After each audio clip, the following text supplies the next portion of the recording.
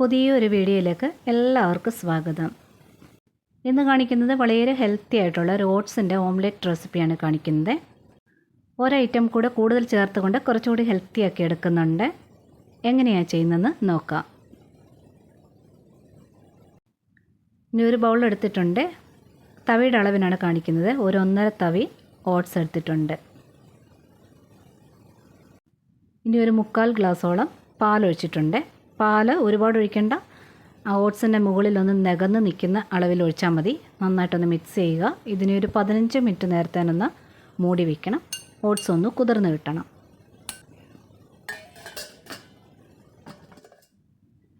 ഇതാ ഓട്സൊക്കെ ഒന്ന് കുതിർന്ന് കിട്ടിയിട്ടുണ്ട്. ഇനി വെജിറ്റബിൾ ഓരോന്നായിട്ട് ചേർക്കാം. ഇതാ ഒരു 1/2 കപ്പോളം വളരെ ചെറുതായിട്ട് കൊത്തിയരിഞ്ഞ് സവാള ചേർത്തിട്ടുണ്ട്.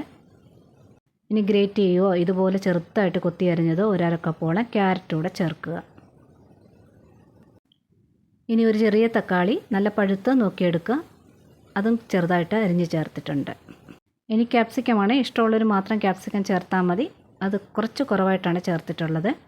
ഇനി 2 പച്ചമുളക് എടുത്തിട്ടുണ്ട്. കനം കുറഞ്ഞ് അരിഞ്ഞ് അതും ചേർക്കുക. ഒരു 1/4 സ്പൂണോളം ഇഞ്ചി ചെറുതായിട്ട് കൊത്തി അരിഞ്ഞത് ചേർക്കുക. ഇനി ഇതാണ് സ്പെഷ്യലായിട്ട് ചേർക്കുന്ന ഐറ്റം, സോയ ചങ്ക്സ് ആണ്. ഇത് വളരെ ചെറിയ ബോളായിരുന്നു. ഒരു 20 എണ്ണത്തിന് അടുത്ത് ചേർത്താൽ മതി.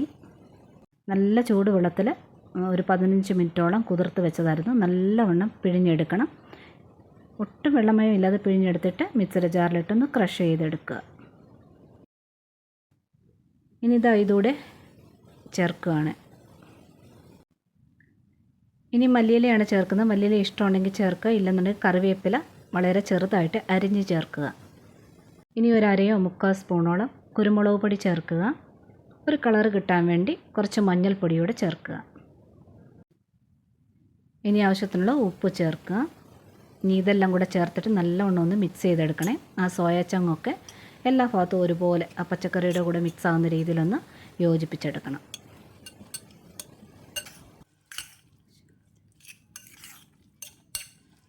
ഇത് നല്ലതായിട്ട് മിക്സ് ആയിട്ടുണ്ട്. ഇനി മുട്ട ചെറിയൊരു ബൗളിനകത്തോട്ട് പൊട്ടിച്ചൊഴിച്ച് നല്ലതാണോ എന്ന് ചെക്ക് ചെയ്തതിന് ശേഷം ഓരോന്നായിട്ട് ചേർക്കുക.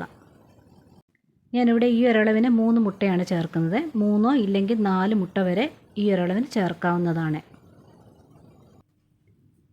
ഇതെല്ലാം കൂടെ മിക്സ് ചെയ്തെടുക്കാം.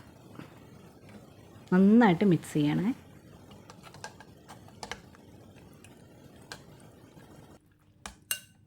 കറിവേപ്പിലയൊക്കെ ചേർക്കുന്നുണ്ടെങ്കിൽ നല്ലോണം അരിഞ്ഞ് വേണം ചേർക്കാനായിട്ട്. ഇത് നന്നായിട്ട് മിക്സ് ആയിട്ടുണ്ട്. ഇങ്ങനെ കിട്ടണേ.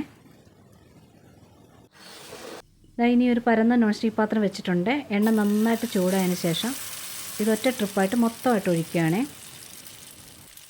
ഇത് ഒഴിച്ച ഉടനെ തന്നെ ആദ്യമേ ചെയ്യേണ്ട തീ എത്രയും കുറച്ചിടാവുന്നോ അത്രയും കുറച്ചിടുക. ഇതിനെ അവസാനം വരെ അതേ ലോ ഫ്ലെയിമിൽ തന്നെ വേണം കുക്ക് ചെയ്യാനായിട്ട്. ഇതെല്ലാം ഒന്ന് ഒരേ ലെവലിലാവുന്ന രീതിയിലൊന്ന് നിരത്തി കൊടുത്തിട്ടുണ്ട്.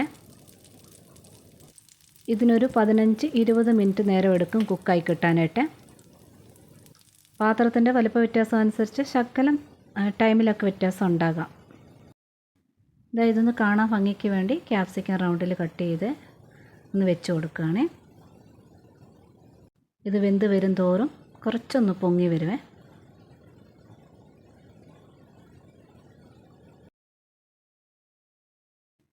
ഇനി പാത്രത്തിന് ഫിറ്റായിട്ടുള്ള ഒരു അടപ്പ് തന്നെ വെച്ച് മൂടണം. ചില പാത്രങ്ങൾ നോൺ സ്റ്റിക്ക് ആണെന്ന് പറഞ്ഞാലും കട്ടി കുറവായിരിക്കും. അപ്പോൾ അടിക്ക് പിടിക്കാനുള്ള ചാൻസ് കൂടുതലായിരിക്കും.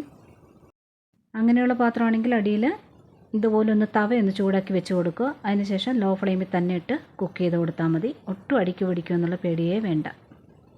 വേറൊരു മെത്തേഡ് എന്ന് പറയുന്നത് ഇങ്ങനെ മൊത്തത്തിൽ ഒന്ന് ചൊഴിക്കണമെന്നുമില്ല. ഓരോ തവിയിൽ ഇങ്ങനെ തട്ടുദോശ ചൂടുന്ന പോലെ ചുട്ടെടുത്താലും മതി. ഞാൻ ഇതൊന്ന് തുറന്ന് നോക്കിയിട്ടുണ്ട്. ഇത് മുകൾ ഭാഗം ഒക്കെ നല്ലോണം ഡ്രൈ ആകണം. ഇതിന് കുറച്ചുകൂടെ ഒന്ന് ഡ്രൈ ആകാനുണ്ട്. ഒലീവാണ് വെച്ചത്. ചുമ്മാ ഒന്ന് ഡെക്കറേറ്റ് ചെയ്യാൻ വെച്ചെന്ന് മാത്രം. കുറച്ചുകൂടെ ഒന്ന് ആ നനവൊക്കെ ഒന്ന് ഡ്രൈ ആകാനുണ്ട്. ഒന്നുകൂടെ ഒന്ന് മൂടി വെച്ചിട്ടുണ്ട്. ഇതിപ്പോൾ നല്ലവണ്ണം മുകൾ ഭാഗം ഡ്രൈ ആയിട്ടുണ്ട്. അതിൻ്റെ അർത്ഥം നല്ലവണ്ണം കുക്കായിട്ടുണ്ട്. ഇനി ഇതൊന്ന് മറിച്ചിടണം. നല്ലവണ്ണം ഡ്രൈ ആയതിന് ശേഷം മാത്രം മറിച്ചിടാവൂ. ഇല്ലെന്നുണ്ടെങ്കിൽ അത് പൊട്ടിപ്പോകാനുള്ള ചാൻസ് കൂടുതലാണ്. മറിച്ചിട്ടതിന് ശേഷം മൂടി വെക്കേണ്ട ആവശ്യമില്ല. ഒരു 2-3 മിനിറ്റ് മാത്രം അതേ ലോ ഫ്ലെയിമിൽ തന്നെ വെച്ചാൽ മതി. ഇതാ റെഡി ആയിട്ടുണ്ട്. ഇനി ഇതൊരു പാത്രത്തിലോട്ട് മാറ്റാം. മുട്ടയുടെ കൂടെ ഗരം മസാല ഇഷ്ടമുള്ളവർക്ക് മിക്സ് ചെയ്യുന്ന സമയത്ത് ഗരം മസാല ചേർത്ത് കൊടുക്കാവുന്നതാണ്. പിസ്സ സീസണിങ് പൗഡർ അത് ഇഷ്ടമുള്ളവർക്ക് ചേർത്ത് കൊടുക്കാവുന്നതാണ്. അതേപോലെ കുറച്ചുകൂടി സ്പൈസി ആക്കാൻ വേണ്ടി ചില്ലി ഫ്ലേക്സ് കൂടെ ചേർത്ത് കൊടുക്കാവുന്നതാണ്. ഇതിങ്ങനെ തന്നെ അല്ലാതെ വേറെ രീതിയിലായാലും കഴിക്കാമേ. നീളത്തിൽ കട്ട് ചെയ്തതിന് ശേഷം ചപ്പാത്തിക്കകത്ത് റോളാക്കി എടുക്കാം. ഇല്ലെങ്കിൽ ബ്രെഡിന് ഇടയിൽ ഇങ്ങനെ പീസ് വെച്ചും കഴിക്കാം. ട്രൈ ചെയ്ത് നോക്കുക. ഇഷ്ടപ്പെട്ടിട്ടുണ്ടെങ്കിൽ കൂട്ടുകാർക്കൊക്കെ ഷെയർ ചെയ്ത് കൊടുക്കുക. ലൈക്കും കമൻറ്റും സബ്സ്ക്രൈബും ഒക്കെ ചെയ്ത് സപ്പോർട്ട് ചെയ്യാൻ കൂടി മറന്നു പോലെ. നോട്ടിഫിക്കേഷൻ ബെൽ ബട്ടണിൽ ഓൾ ഓപ്ഷൻ ഒന്ന് എനേബിൾ ആക്കിയിടാനും മറന്നു പോലെ. Thank you for watching.